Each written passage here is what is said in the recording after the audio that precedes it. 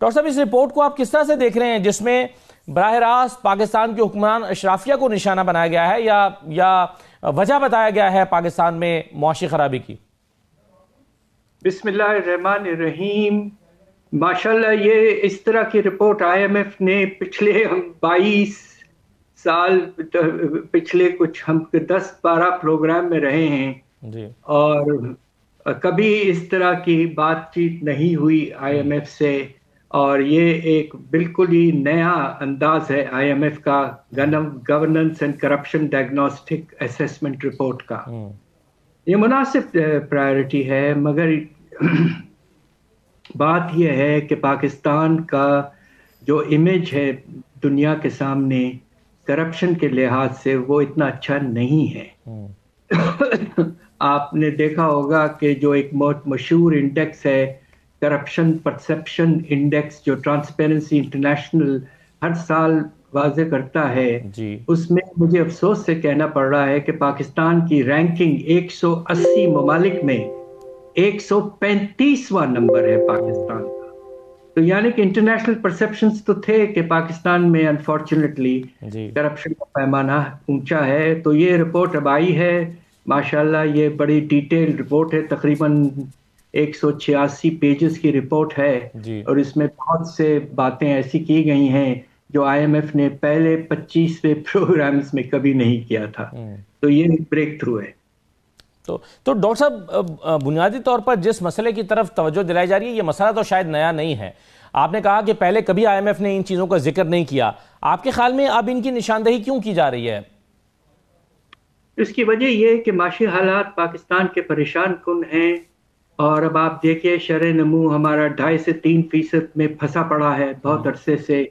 اور جب ہمارے پاپولیشن کی آبادی میں اضافہ جو ہوتا ہے وہ 2.5% سالانہ ہے، تو فی کس آمدنی میں کوئی اضافہ نہیں ہو رہا ہے. ہم 2022-23 میں تقریباً ڈیفالٹ کی طرف چلے گئے تھے.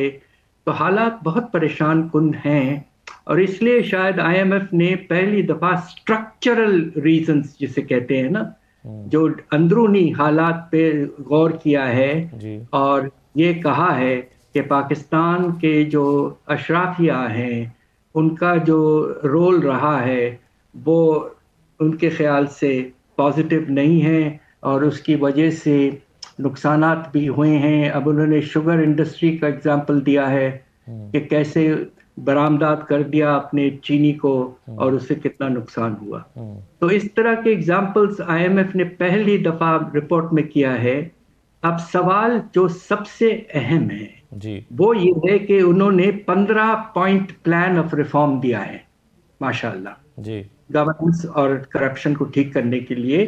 کیا وہ یہ 15 پوائنٹ پلان جو ہے ریفارم کا، کیا اس کو اسٹرکچرل کنڈیشنالٹیز میں لائیں گے پروگرام میں جو 3 سال کا ہے، اور یہ واضح کر دیں گے کہ اگر یہ ریفارمز امپلیمنٹ نہیں ہوئے تو ہم آگے پروگرام نہیں لے جائیں گے. تو یہ سب سے اہم اور سب سے فنڈامنٹل کوشچن ہے، ورنہ یہ بھی ایک کتاب آئے گی جس کو ہم سب پڑھیں گے اور کچھ عرصے کے بعد بھول جائیں گے. ڈاکٹر صاحب اس رپورٹ میں یہ بھی کہا گیا کہ پاکستان کی جو معیشت ہے وہ 5 سے 6.5% تک بہتر ہو سکتی ہے اگلے کچھ سال میں اگر اصلاحات کی جائیں. ہم نے دیکھا تھا کہ پچھلی حکومت میں آج سے 3 سال پہلے 6% سے بڑھ گئی تھی ہماری گروتھ، لیکن آنے والی حکومت نے کہا کہ یہ سسٹینیبل گروتھ نہیں تھی، بلکہ ایسی گروتھ سے تو الٹا نقصان ہوتا ہے، تو یہ سسٹینیبل گروتھ ہونی چاہیے. پھر ہم نے دیکھا وہ پہلے مائنس میں گئی، پھر 1.5%، 2%، 2.5% پہ آپ نے خود بھی فرمایا کہ پھنسی ہوئی ہے.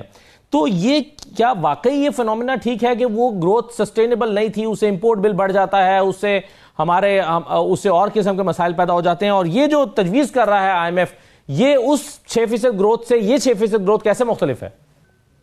دیکھیے اس میں واضح طور پر یہ کہا گیا ہے کہ اگر ہم نے ریفارمز لے آئے گورننس اور کرپشن کو ختم کرنے میں، گورننس کو امپروو کرنے میں، تو انشاءاللہ پاکستان کا جو شرح نمو ہے وہ ہر سال تقریباً 1% زیادہ ہو جائے گا، اور 5-6 سال میں 6% تک اضافہ ہو سکتا ہے. یہ مناسب ایسٹیمیٹ ہے، اور میں سمجھتا ہوں کہ ہمیں پوری کوشش کرنا چاہیے کہ اس کو حاصل کریں. اب سوال یہ پیدا ہوتا ہے کہ شرح نمو پاکستان کا کبھی بڑھتا ہے تو کبھی گرتا ہے. آپ نے بالکل ٹھیک فرمایا. 2021-22 میں اور 2021-22 میں شرح نمو 6% تک پہنچ گیا تھا. جی. مگر اس کے بعد میں ہوا یہ کہ 2021-22 میں ہمارا تجارتی خسارہ آسمان تک پہنچ گیا، اور اس کے نتیجے میں ہمیں 2022-23 میں آپ نے دیکھا کہ ہم تقریباً دیوالیے کی طرف پہنچ گئے تھے، اور آئی ایم ایف کے جلدی رسپانس کی وجہ سے پاکستان بچ گیا اور نکل آیا. تو ڈاکٹر صاحب پھر اس کا مطلب ہے کہ یہ ٹھیک کہا جاتا ہے کہ اگر آپ 6% پر لے جا رہے ہیں اپنی گروتھ کو اور تجارتی خسارہ اس کے نتیجے میں بڑھ رہا ہے تو یہ رسکی بھی ہو سکتا ہے، تو پھر گروتھ کو ڈاؤن رکھنا یا کنٹرول میں رکھنا یہی بہتر حکمت عملی ہے پاکستانی معیشت میں؟ دیکھیں، ہمیں بدن کے میں جو خون ہے، معاشی خون جسے کہتے ہیں، اس میں دو چیزیں بہت اہم ہیں. ایک آپ کے برآمدات،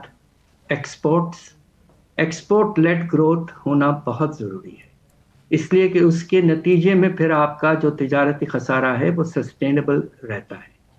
دوسری طرف آپ کو اپنے ٹیکس کے نظام کو بہتر کر کے ریونیوز بڑھانا ہے تاکہ جو آپ کے ڈیولپمنٹ وغیرہ کے خرچے ہوں وہ مناسب ہو، انفراسٹرکچر میں اضافہ ہو، تو اس کے نتیجے میں آپ کا جو شرح نمو ہے وہ سسٹینیبل رہتا ہے. تو دو چیزوں کی بہت ضرورت ہوتی ہے فار سسٹینیبل گروتھ: برآمدات اور ٹیکس ریونیو. جی صحیح ہے. ڈاکٹر صاحب، اس میں عدالتی نظام کی پیچیدگیوں کی بات کی گئی ہے اور کہا گیا کہ عدالتی نظام کی پیچیدگیاں اور تاخیر جو ہے اس میں فیصلے ہونے میں یہ معاشی سرگرمیوں کو متاثر کرتی ہے.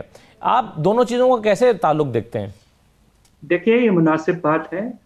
اب آپ کو تو سن کے حیرت ہوگی کہ ہمارے لوور کورٹس میں لاکھوں کیسز پینڈنگ ہیں بہت عرصے سے، اور اس کے نتیجے میں فائنینشیل ٹرانزیکشنز میں دقت ہوتی ہے اور ہمیں اپنے کیپیسٹی بڑھانا ہے.